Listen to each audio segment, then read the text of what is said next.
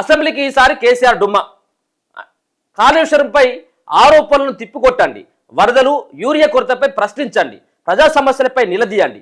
BRS వ్యూహంపై KTR Harish రావులకు KCR దిశానిర్దేశం చేసి sir మాత్రం ఫామ్ హౌస్లే బంటాడు అన్నట్టు.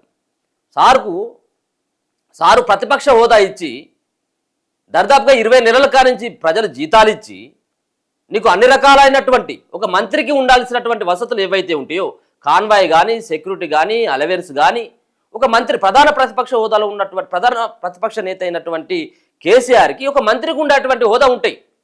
ఈ హోదాను అనుభవించుకుంటూ జీతం తీసుకుంటూ నువ్వు ప్రజా సమస్యలపైన ఏ రోజు ప్రశ్నించక కొడుకునున్న అల్లుడిని ఇలా అసెంబ్లీకి పంపించి మీరిద్దరు మాట్లాడుకోలే అని చెప్పేసి వాళ్ళని ఉసిగొలుపుతా ఉన్నాడు అన్నట్టునే.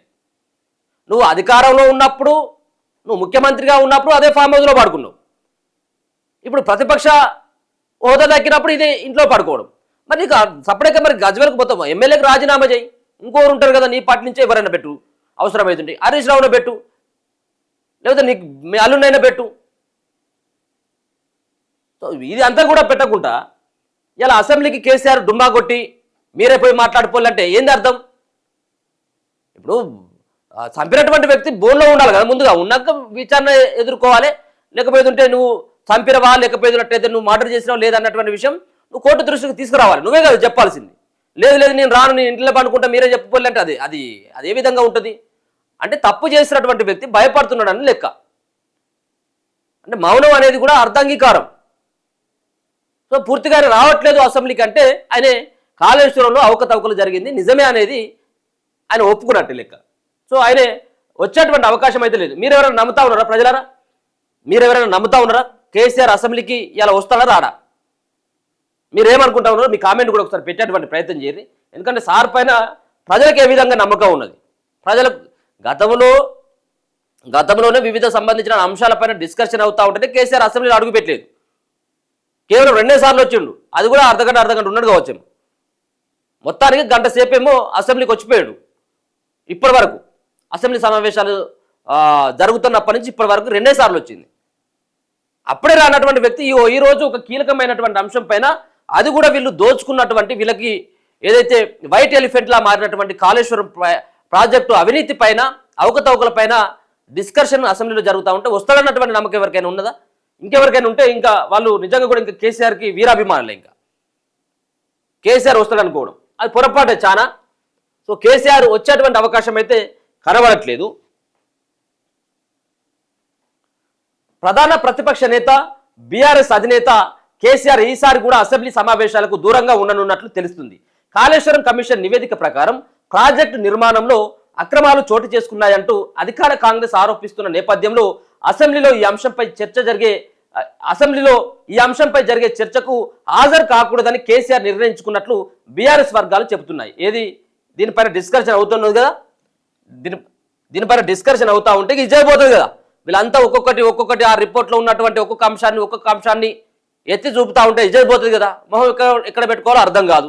ఇలా ప్రజలకు సమాధానం చెప్పాల్సినటువంటి కేసీఆర్ ఇలా ఒక రిపోర్ట్ వేసి దానికి పైసలు ఖర్చు పెట్టి సమయం వృధా చేసి ఇలా కాంగ్రెస్ పార్టీ తీసుకొచ్చినటువంటి ఆ రిపోర్ట్ ఏదైతే, ఒకవేళ కనుక నువ్వు నిజంగా దాంట్లో ఏ రకమైనటువంటి అవినీతి చేయలేదంటే అసెంబ్లీ ముంగడికి వచ్చి మీరు అసెంబ్లీ వేదికగా చెప్పండి, అసెంబ్లీ సాక్షిగా గుండెలపైన ప్రమాణం చేసి చెప్పండి ఎక్కడ కూడా మేము అవినీతి చేయలేదని. అది జనాలకు కొంత విశ్వసిస్తారు. నువ్వు ఇంట్లోనే పడుకొని ఇక్కడికి రాకుండా విచారణకు హాజరు గారని చెప్పేసి కమిషన్ ముంగడికి పోకుండా, లేదా కమిషన్ ఇచ్చినటువంటి రిపోర్ట్ అదంతా కూడా తప్పుల తడక అని చెప్పేసి కోర్టుకు పోయేటువంటి వ్యవహారం చూస్తూ ఉంటే నువ్వు ఏ విధమైనటువంటి వ్యవహారానికి, ఏ విధమైనటువంటి దోపిడీకి పాల్పడ్డావో, ఏ విధమైనటువంటి కమిషన్లకు కకృతి పడ్డావు అనేది దీని ద్వారానే ఖచ్చితంగా అర్థమవుతా ఉన్నది. ఇంత భయం ఎందుకు నీకు? దొంగతనం ఏం చేయనప్పుడు ఇంత భయం ఎందుకు? రావచ్చు కదా నువ్వు అసెంబ్లీకి. రాడని చెప్పేసి బీఆర్ఎస్ పార్టీ వర్గాలు ఆల్రెడీ తేల్చేసినాయి. ఒకవేళ ఆయన శాసనసభకు హాజరైతే కాళేశ్వరం నివేదికలోని అంశాల ఆధారంగా ప్రభుత్వం అడిగే ప్రశ్నలకు ఆయన ఏం సమాధానం చెప్తారు? ఏం లేదు. సమాధానం ఏమున్నది? సమాధానం ఏం లేదు ఈయన దగ్గర. సమాధానం ఉంటే ఆయన వచ్చేటోడే. సమాధానం ఉంటే ఆయన దగ్గర ఆయన వచ్చేటోడే. సమాధానం లేదు కదా. ఏ రకమైనటువంటి సమాధానం చెప్తాడు? వచ్చి తెల్లముఖం చేసుకొని చూడాల్సింది తప్పించి ఇంకేం లేదు. ఏముంటుంది? సమాధానం చెప్పేటోడు అయితే ఏ రోజో చెప్పేటోడు, లేదు సమాధానం. 40,000 కోట్లతో అయిపోవాల్సినటువంటి ప్రాజెక్టు లక్ష కోట్లకు ఎట్లా పోయింది? సభలో ఏం మాట్లాడతారన్న దానిపై రాజకీయ వర్గాల్లో ఆసక్తికర చర్చ జరుగుతున్నది. అయితే బీఆర్ఎస్ వర్కింగ్ ప్రెసిడెంట్ కేటీఆర్, మాజీ మంత్రి హరీష్ రావు, పార్టీ ముఖ్య నేతలు శుక్రవారం ఎర్రవల్లిలోని ఫామ్ హౌస్ కు వెళ్లి కేసీఆర్తో సమావేశమయ్యారు. ఈ సందర్భంగా శాసనసభ సమావేశాల్లో పార్టీ అనుసరించాల్సిన వ్యూహంపై వారికి కేసీఆర్ సూచనలు చేశారు. కాళేశ్వరం కమిషన్ నివేదికలోని ఏ అంశాలను కాంగ్రెస్ ప్రభుత్వం చర్చ పెడుతుంది, వాటికి సభలో ఏం సమాధానం చెప్పాలి, ప్రజలకు ఎలా వివరించాలన్న దానిపై దిశానిర్దేశం చేశారు. కాళేశ్వరం కమిషన్ నివేదికపై చర్చ ప్రధాన ఎజెండాగా అసెంబ్లీ సమావేశాలు నిర్వహిస్తున్న నేపథ్యంలో కాళేశ్వరం విషయంలో నిజాలు అసెంబ్లీ వేదికగా బహిర్గతం చేద్దామని కేసీఆర్ అన్నట్లు తెలిసింది. ఏంటిది? కాళేశ్వరం విషయంలో నిజాలను అసెంబ్లీ వేదికగా బహిర్గతం చేద్దామని చెప్పేసి ఆయన అంటా ఉన్నాడట. కేసీఆర్ అన్నట్లు తెలిసింది. కాంగ్రెస్ పార్టీ ప్రభుత్వం చేస్తున్న అసత్యాలను ప్రజలకు తెలియపరచాలని, వాస్తవాలను వివరించాలని సూచించినట్లు సమాచారం. ఇంతకంటే ఇంకా పెద్ద అసెంబ్లీలో చర్చ అంటే ఇంతకంటే ఇంకా పెద్ద వేదిక ఏముంటుంది? ఒక అసెంబ్లీలో మిమ్మల్ని ఏది ఎమ్మెల్యేలని ఎన్నుకున్నది, అందుకే కదా ఎమ్మెల్యేలు ఎన్నుకున్నది, మంత్రులు ఉన్నది, ముఖ్యమంత్రి ఉన్నది, అంతా కూడా అసెంబ్లీ వేదికనే చట్టాలు అవుతాయి, అసెంబ్లీ వేదికగానే చర్చలు అవుతాయి, అసెంబ్లీ వేదికగానే అన్ని రకాలైనటువంటి అంశాలకు పరిష్కారం దొరుకుతూ ఉంటుంది. నువ్వు అసెంబ్లీ వేదిక కాకుండా మరి ఇంకెక్కడ పరిష్కరించాలి? అసెంబ్లీకి వచ్చి నువ్వు చేయనటువంటి ఒకవేళ కనుక తప్పు చేయనట్టయితే ఇది తప్పు, మీరు ప్రభుత్వం మమ్మల్ని నిర్దాక్షిణంగా బదనం చేస్తూ ఉందని చెప్పేసి చెప్పేటువంటి ప్రయత్నం చేయరి, ప్రజలు నమ్ముతారు. అది నమ్మాలా వద్దని ప్రజలు డిసైడ్ చేస్తారు. సో రాకుండా మొత్తం ఇంకెక్కడో అసత్యాలు చెప్తా ఉంది ప్రభుత్వం. ఇది ప్రజలకు వాస్తవాలు కూడా చెప్పేటువంటి ప్రయత్నం చేద్దామని చెప్పేసి అన్నాడట. ఇప్పటికే పలుమార్లు మాజీ మంత్రి Harish Rao power point presentation ద్వారా కాళేశ్వరంపై ప్రజలకు వాస్తవాలు చెప్పారని, అదే రీతిలో అసెంబ్లీలోనూ కాళేశ్వరం ద్వారా ప్రజలకు జరిగే లబ్ధి తెలిసేలా చూడాలని అన్నట్లు తెలిసింది. ఈ మేరకు కాళేశ్వరం ప్రాజెక్టుపై సభలో పవర్ పాయింట్ ప్రజెంటేషన్ ద్వారా వివరించేందుకు అవకాశం ఇవ్వాలని బీఆర్ఎస్ ఎమ్మెల్యేలు స్పీకర్ను కోరారు. ఎట్లా ఇస్తారు? ప్రతిపక్షంలో ఉన్నటువంటి వ్యక్తులు గతంలో ఇంతకుముందు ఆది శ్రీనివాస్ గారు అన్నట్టు గతంలో కాంగ్రెస్ పార్టీ కోరితే పవర్ పాయింట్ ప్రజెంటేషన్ కోసం అసలు అవకాశం ఇవ్వలేదు. ఇలా పవర్ పాయింట్ ప్రజెంటేషన్ అసెంబ్లీలో ఇస్తామంటే అది స్పీకర్ మరి అనుమతిస్తారా లేదా అనేది కూడా చూడాలి. సో ఇక అసెంబ్లీ వేదికగా ప్రజా సమస్యలపై ప్రభుత్వాన్ని నిలదీయాలని, రాష్ట్రంలో యూరియా కొరత, వరదల అంశం, సీజనల్ వ్యాధులు, పారిశుద్ధ్యం అంశంపై ప్రశ్నించాలని పార్టీ నేతలకు కేసీఆర్ మంచి సూచన ఇచ్చిన కేసీఆర్ నిజంగా కూడా మీకు హ్యాట్సాప్ చెప్పాలి. మీరు మంచి ఒక మాట చెప్పిళ్ళు.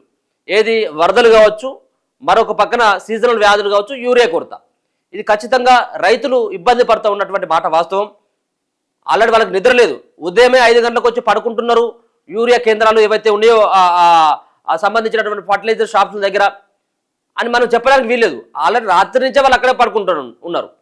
నైట్ నుంచి 12 గంటల నుంచి తెల్లారు బత్తలు దొరికేంత వరకు ఆడనే పడుకుంటా ఉన్నారు. దానిపైన నిలదీయాల్సిందే. అది మీ బాధ్యత. మీరు జీతాలు తీసుకుంటూ ఉన్నారు కాబట్టి మీ బాధ్యత. ప్రతిపక్షంలో ఉన్నటువంటి వ్యక్తులకు ఇంకా ఎక్కువ బాధ్యత ఉంటుంది. సో వీటిని చెప్పుకుంటూనే దాని సంగతి ఏంది అనేది దాని సంగతి ఏందని చెప్పేసి అడుగుతా ఉన్నారు అధికార పక్షం. సో మీరు నిలదీయండి, దీనిపైన కూడా నిలదీయండి. కాళేశ్వరం ప్రాజెక్టు పైన మీరు వచ్చి రాకుండా చేతులు కట్టుకొని ఫామ్ హౌస్లో పడుకుంటే ఇది కుదరనటువంటి పని. సో చూద్దాం మరి. అసెంబ్లీకి అయితే కేసీఆర్ వచ్చేటువంటి అవకాశం 100% కనబడట్లేదు.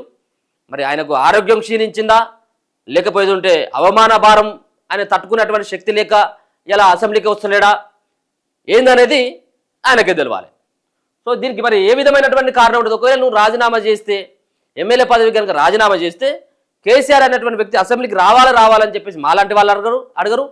మరొక పక్కన ఎవరు కూడా ప్రతిపక్షంలో ఉన్నటువంటి బీజేపీ పార్టీ అడగది, అధికార పక్షంలో ఉన్నటువంటి కాంగ్రెస్ పార్టీ కూడా రా అని చెప్పేసి అడగది. నువ్వు ఏడికి రాకుండా ఒక ఎమ్మెల్యే హోదాలో ప్రధాన ప్రతిపక్ష నేతగా ఉండి ఇలా రాను అని చెప్పేసి ఏదో తప్పించుకున్నటువంటి ప్రయత్నం చేస్తా ఉన్నారు. నీ సంబంధించినటువంటి వ్యవహారం అంతా కూడా ప్రజలకు అర్థమైపోయింది ఈ కాళేశ్వరంలో. సో నువ్వు దాంట్లో కమిషన్లు తిన్నావు కాబట్టి ఇలా రాకుండా ఇలా ఫామ్ హౌస్కి పరిమితం అయిపోయినావు అనేది అర్థమైపోతా ఉన్నది.